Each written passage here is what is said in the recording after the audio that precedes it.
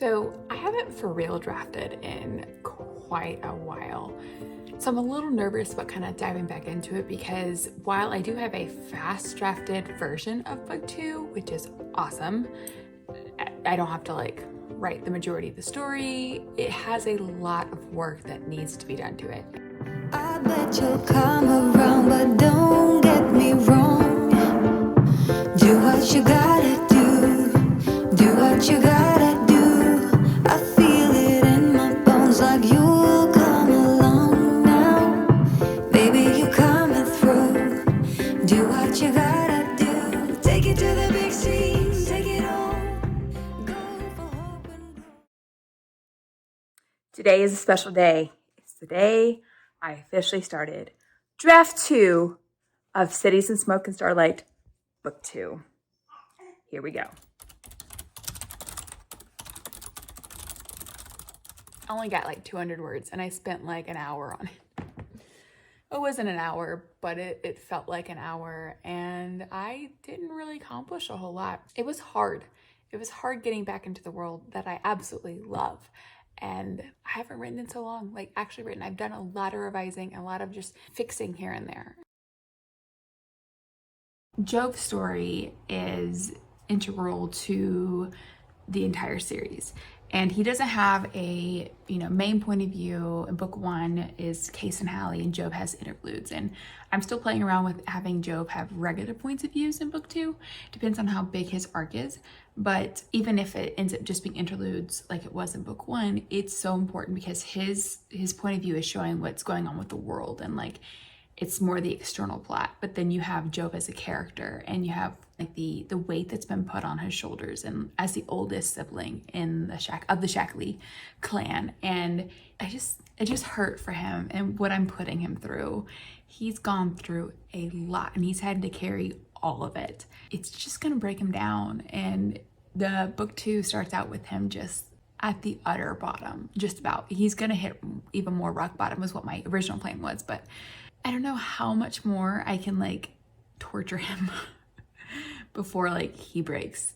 And so I think I'm gonna hop back into some brainstorming, but I think I need to organize too. I think I need to move it to a different file and kind of organize it first. I think I might do that, but hopefully I'll get a lot more done today.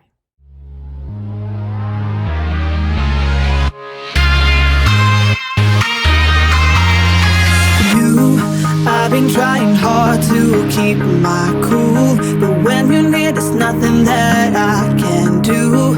When you're walking in, I know it's true.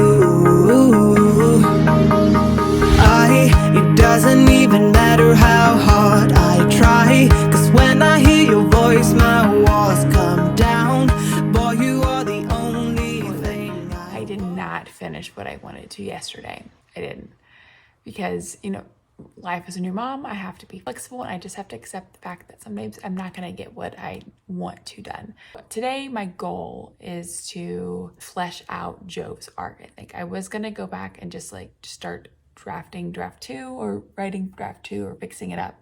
The reason I want to figure out Jove's arc is because I think it might help me with Case and Hallie's ending, because that's the only chapter of Case and Hallie's thing that I haven't finished. And besides the weird, I'm going to add this in and fix the middle here. It's literally the last chapter or the last scene. I actually have a bullet point list of what I want to happen, and I can see in my head what I want to happen with this last chapter, but it just does not want to be written.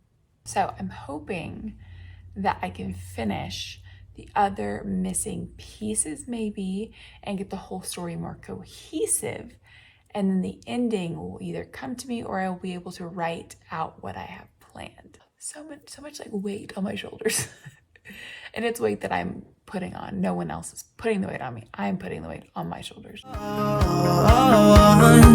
must be a way I can make you see that if we fell in love, it will be so sweet. But when it's you and me. Today I'm excited because I got to drop off baby boy at my in-laws, and I get to go get some stuff done. Because not with draft 2 though, I have to pause and actually go back and work on Cities of Smoke and Starlight because I have some corrections to make before I upload the final file.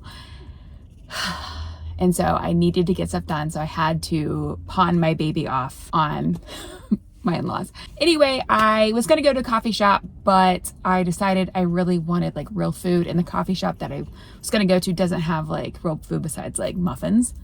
Love muffins, but decided to go to Panera because Panera is fantastic, and I haven't had Panera in a very, very long time, and I really like the Panera near my in-laws. So the one near us isn't as comfy. Like the seats are just like, the booths aren't very comfy. So yeah, I'm very picky and very particular, clearly. But so that's today's goal, and I am hoping that I can knock out these corrections. I do have the second half of the book to do as well, but I won't get to that today. I just have the first half to do today because I don't have a whole lot of time, because as a mom, you gotta do what you can.